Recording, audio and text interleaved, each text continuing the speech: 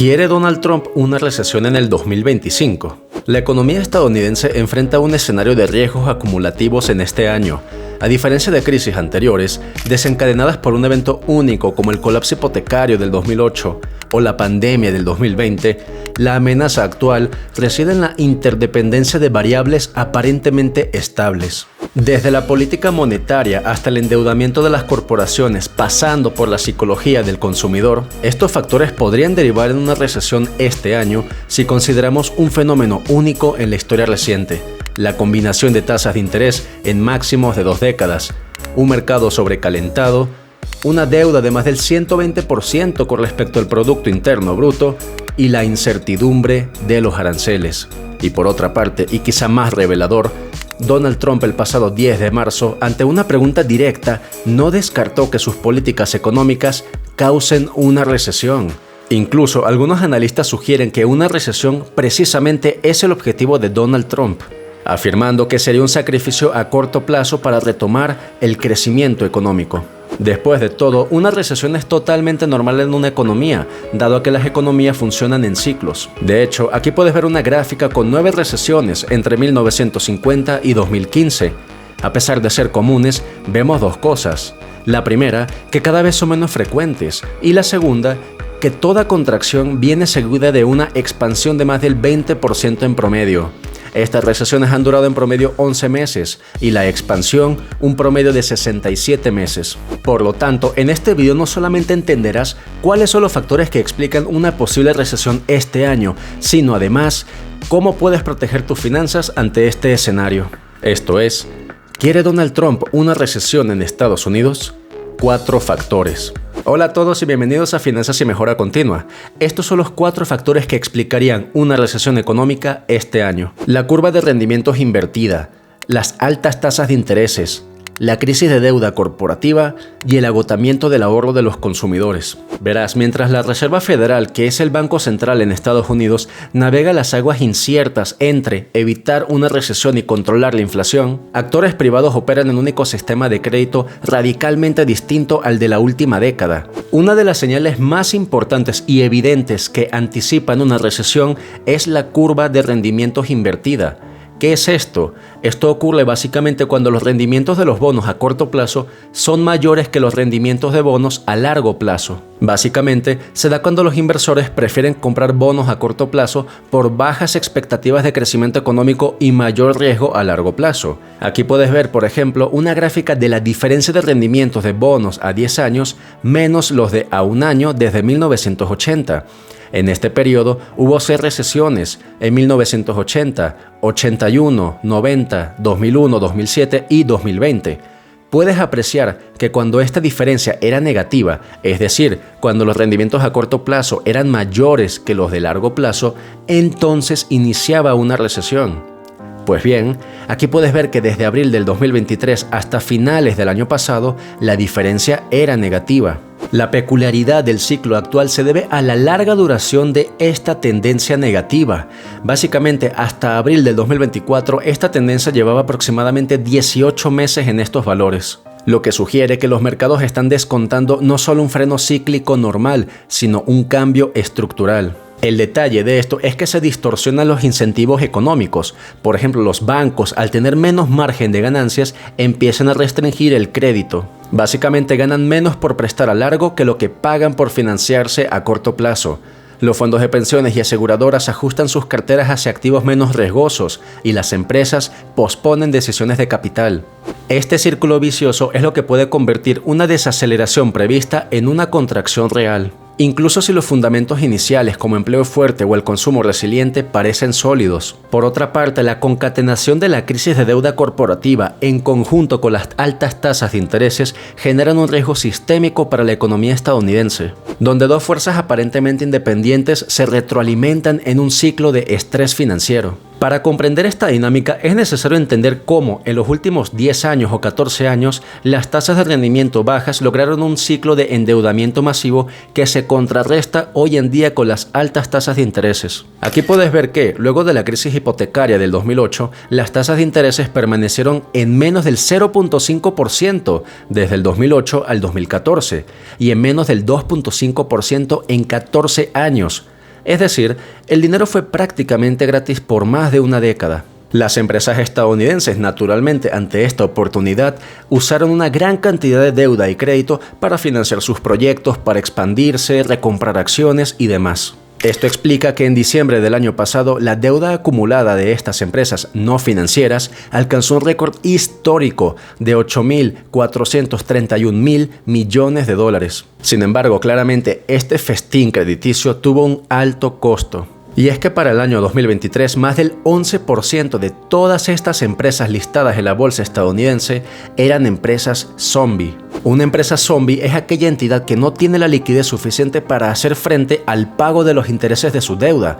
Es decir, es una empresa que no es rentable, no es un negocio y por lo tanto sobrevive únicamente mediante la emisión de cada vez más deuda.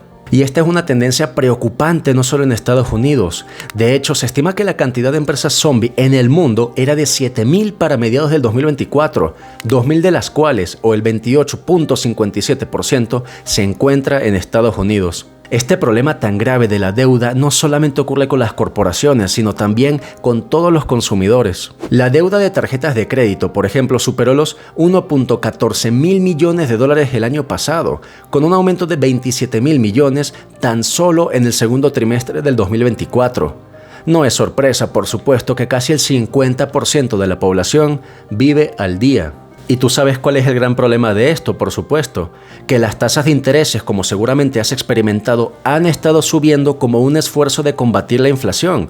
Y si las tasas de intereses incrementan, eso quiere decir que la deuda es cada vez más cara o cada vez más difícil de pagar. Al incrementar las tasas de interés, la deuda se hace más cara, con lo que la liquidez de las empresas y de las personas se reduce y puede llegar a una situación en la que simplemente no la puedan pagar. Y este efecto, de hecho, ya se está viendo. La quiebra de las empresas en Estados Unidos se dispararon en el 2024 a su nivel más alto en 14 años. Los bancos, ya afectados por pérdidas en sus carteras, endurecen entonces sus estándares para otorgar crédito, reduciendo el oxígeno financiero para empresas viables pero vulnerables. Especialmente todas estas empresas zombies que realmente no son negocio. La paradoja final reside en el rol de la Reserva Federal. Verás, para desactivar esta crisis de deuda, la Reserva Federal lo que tendría que hacer es recortar las tasas de intereses. Sin embargo, tiene que tener mucho cuidado porque si llega a recortar las tasas de intereses de manera prematura, entonces la inflación se podría volver a disparar. Este equilibrio casi imposible explica por qué la combinación de deuda corporativa y tasas altas es la mayor vulnerabilidad estructural de la economía, no solo en Estados Unidos, sino en todo el mundo. Hoy en día, de hecho, la Reserva Federal ya está teniendo dificultades para recortar estas tasas de intereses. Incluso, el pasado 19 de marzo dejó sus tasas de intereses intactas sin recortarlas. Esto precisamente porque ajustaron su pronóstico de inflación anual para este año del 2.5 al 2.7%. Mientras tanto, se recortó el pronóstico de crecimiento económico del 2.1 al 1.7%. Es decir, ¿cómo estamos hasta ahora? Estamos ante un escenario de alto endeudamiento masivo, no solamente de corporaciones, sino también de individuos como tú y yo. Estamos ante el escenario de altas tasas de intereses, con lo cual toda esta deuda se hace cada vez más cara y además una inflación que no se reduce. Mientras tanto, los efectos de ralentización siguen latentes. Otro de los más claros, además de las empresas zombies, por supuesto, deuda masiva, quiebra de compañías y demás, es el agotamiento del ahorro de los consumidores. Durante la pandemia, los estímulos fiscales y las restricciones de gasto dispararon el ahorro de los consumidores en el 2020, en su valor más alto en 70 años y 4 veces mayor si comparamos entre 2020 y 2019. Sin embargo, tan solo 4 años después y por las dificultades económicas, todos estos ahorros ya se agotaron. Este fenómeno no solo es un ajuste estadístico, sino un cambio estructural en la resiliencia financiera de los hogares, que los deja expuestos ante cualquier shock económico. Desde noviembre del 2020, además, los salarios reales declinaron en casi 1.1%. El resultado de todo esto es que los hogares, para mantener sus gastos, tendrían que emitir más deuda o recurrir a ahorros que ya no tienen. Los consumidores sin ahorros para pagar al contado y enfrentando cuotas más altas posponen por supuesto las compras,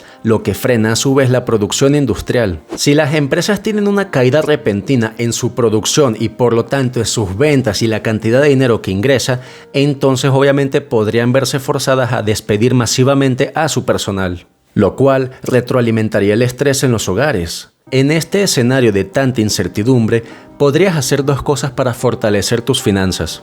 En primer lugar, construye un colchón de liquidez prioritario o fondo de emergencia. Reserva el equivalente de 3 a 6 meses de gastos básicos, como alquiler, comida, servicios, en una cuenta de alto acceso y de bajo riesgo, como por ejemplo cuentas de ahorro con rendimiento o fondos del mercado monetario. Aquí en México, por ejemplo, podrías invertir en CETES o en bonos del gobierno, los cuales actualmente tienen una tasa de rendimiento anual superior al 8%, es decir, superior a la inflación. Y lo bueno además de estas inversiones es que son de alta liquidez, es decir que ante alguna emergencia evitas endeudarte y podrías recurrir a estos fondos. Segundo, simplifica y diversifica tus fuentes de ingreso. No dependas de un solo empleador o sector. Desarrolla al menos una habilidad lateral remunerable, como diseño gráfico, gestión de redes sociales, copywriting, cualquier habilidad que puedas monetizar. Además, reduce deudas tóxicas negociando plazos o consolidándolas. Renegociar una deuda siempre va a ser factible, no tienes nada que perder. Además, recuerda que los bancos siempre van a querer que les pagues. Por lo tanto, si tú les presentas un plan que se ajuste mejor a tus necesidades y que tenga mayor probabilidad de pagar, seguramente van a aceptar. Una vez que elimines tus deudas y tengas un fondo de emergencia, entonces tendrás mayor libertad para invertir en instrumentos financieros como fondos indexados, ETFs y acciones. ¿Qué estás haciendo hoy para proteger tus finanzas? Házmelo saber en la caja de comentarios y si llegaste al final de este video, te agradezco mucho por tu tiempo y te invito a que te suscribas al canal y además a que actives la campana de notificaciones para no perderte de ningún contenido. Sin más, te agradezco nuevamente por tu tiempo y nos vemos en un siguiente episodio. Cuídate mucho.